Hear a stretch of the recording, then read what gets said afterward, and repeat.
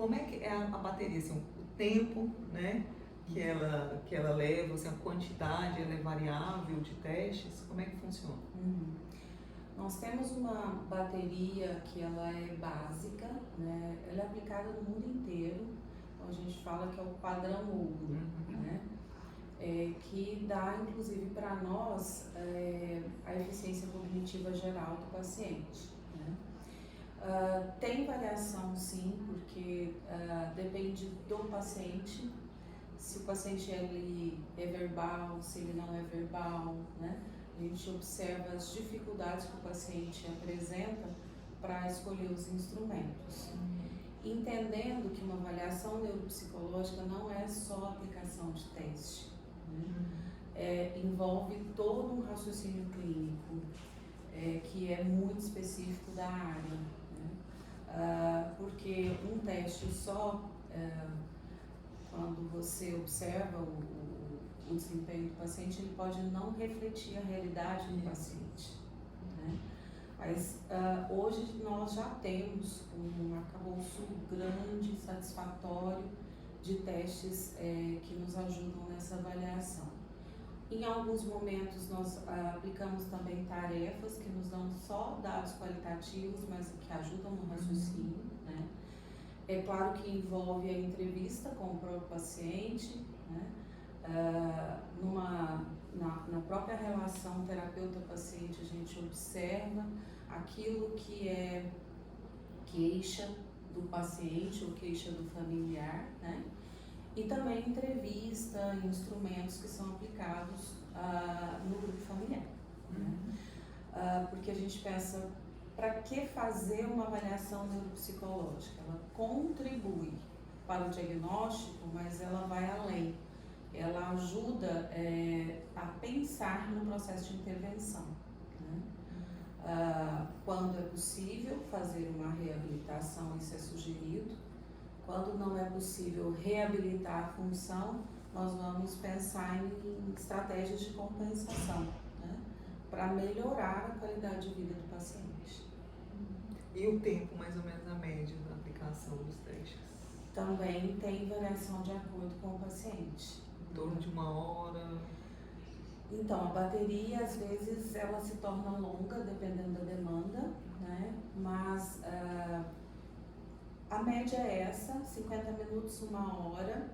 Se o paciente consegue ir além, né? A gente vai além no mesmo dia, né? Senão a gente remarca, né, para o dia seguinte ou para a semana seguinte. Isso depende muito da agenda do paciente também. E do cansaço do paciente, E do né? cansaço. Porque a gente ia fazer uma bateria cognitiva completa, mas você cansa. Cansa. Agora tem uma coisa interessante, é que algumas informações a gente precisa do paciente cansado. Então varia muito da demanda, exatamente. Aí já tem que estender. Outra questão também, né? Só aquele paciente, né, por exemplo, que a gente pensa que tem alguma síndrome demencial que pode fazer, porque tem a utilização também da bateria em outras utilizações no adulto jovem, né? Por exemplo, como você falou, para a questão da reabilitação, né? Então fala um pouco mais aí pra gente, porque senão fica aquela coisa voltada só para demência, né? Mas ela é um auxiliar desse diagnóstico, mas ela também não é usada somente para isso no adulto ou no idoso também, né? Sim.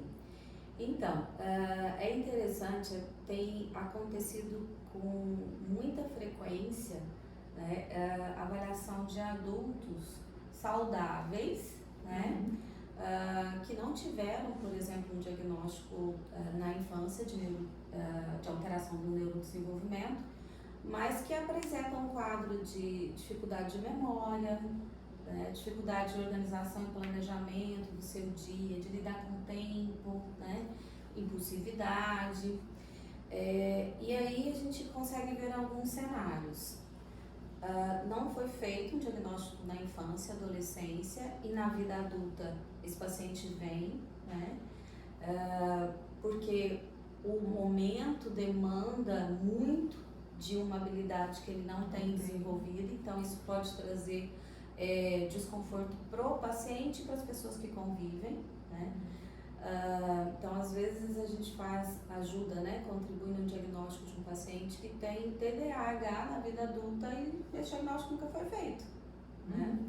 E aonde é a dificuldade? Nas relações, né? No lidar com o cotidiano, com filhos, casa, trabalho, né? A queixa de memória tem sido uma queixa muito frequente, já se especula dificuldades vindas, né, de algumas outras questões de saúde, né, como, por exemplo, eles falam da síndrome pós-Covid, né, então, que pacientes que se queixam de memória, pacientes que estão deprimidos, né, que perdem a motivação para várias atividades no cotidiano, então eles vão ficando mais quietos, né, em função cérebro não utilizado é cérebro lesionado, né, a Núria já falava isso. A própria depressão, né, diminui a motivação, diminui a atenção, às vezes o paciente chega com queixa de memória, mas não é memória o problema dele. O problema é a atenção. Se não tem atenção, não retém memória, né? Então são diversas áreas aí que a gente pode avaliar e ajudar o paciente, porque identificada a dificuldade, pode ser proposta ali uma estimulação, uma reabilitação, para que esse paciente melhore a qualidade de vida. Tem alguma outra questão que você queira abordar, que você queira passar para o pessoal aí de conhecimento sobre a questão da avaliação da neurocognição? Então ela envolve avaliar as funções cognitivas, mas também o padrão comportamental, né, e emocional. Tem se debatido bastante esse cuidado, né, com lidar com as emoções, porque pode afetar inclusive funções cognitivas, né? A gente vê aí uma via de mão dupla, o comportamento afeta a cognição afeta o comportamento. Elas andam juntas. Então, gente, para quem tinha alguma dúvida que não foi esclarecida aí durante o vídeo, vocês podem estar colocando a sua pergunta aí também no canal, qualquer coisa a gente esclarece após a entrevista. E a gente vai finalizando aqui nessa entrevista. Espero que quem assistiu consiga entender um pouco mais a importância da questão neurocognitiva, da avaliação neurocognitiva no adulto, na criança, no idoso. E a gente segue aí para a próxima entrevista mês que vem. E até a próxima, gente. Obrigada, Cristina. Eu que agradeço. Até mais, gente. Até mais, pessoal. Tchau.